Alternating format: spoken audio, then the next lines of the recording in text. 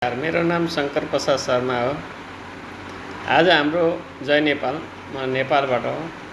आज हाम्रो बालेन शाहले राजा महेन्द्रको झल्को मेटाउनु भएको छ। बहुत पछि जनतालाई, बुढापाका भर्खरकालाई आशा आएको छ र मैले सोच्थेँ कि गृहमन्त्री केटाकेटी राखे सुरुमा, तर यस्तो गृहमन्त्री अहिलेसम्म विश्वले यो धरतीमा पनि पाएको थिएन। उहाँको एउटा भावुक बनाइदियो। हिजोको घटना, त्यो बच्चा मरेको पीडितको परिवारमा गएर उहाँ भुइँमा बस्नु भएको छ। मलाई लाग्छ कि देशको नभएर उहाँको खुद आफ्नो छोरी त्यस्तो महसुस भयो। मन एकदम कटक्क खायो।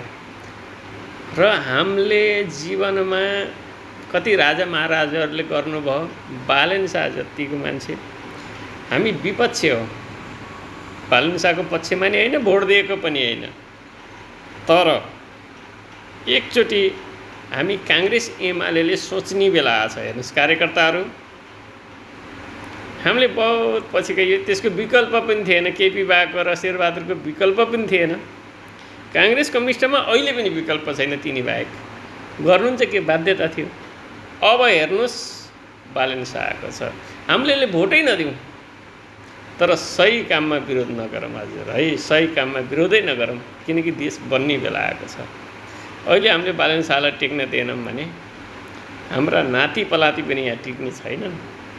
एक दिन नेपाल बिरान हुँदैछ, यो लेखेर राख्नुहोस्। मान्छे पाइने छैन, पुरै खाली हुन्छ। त्यसपछि के गर्नुहुन्छ? देश विकास भयो भने के हुन्छ? मान्छेको लागि नै हो विकास गर्ने। 4 लाइन बाटो बनाएर के हाल्नुहुन्छ जसमा एन्नी गाडी छैन भने? त्यही भएर जय नेपाल, सबको भलो होस्। गगन थापाजी, तपाईँको हामी कार्यकर्ता हो। तपाईँ पनि सपोर्टै नगरे पनि अहिले विरोध गर्ने बेला छैन, देश बनाउने बेला छ। अरूको भाउतोमा बिल्कुल नलाग्नु होला। देश जसरी हुन्छ बालेन शाहलाई सहयोग गरेर एकछिन बनाउन दिउँ न त। बालेन शाहले 20 वर्ष राज्य गर्नुपर्छ, बल्ल देश बन्छ, नत्र भनी बन्दैन। केपी बा 2-4 सालमा जानुहुन्छ, ऊ पनि जान्छन्।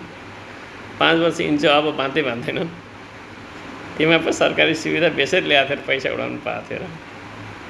फेरि हामी कार्यकर्ता हौँ। बालेन शाहको जय होस्, देशको राम्रो होस्।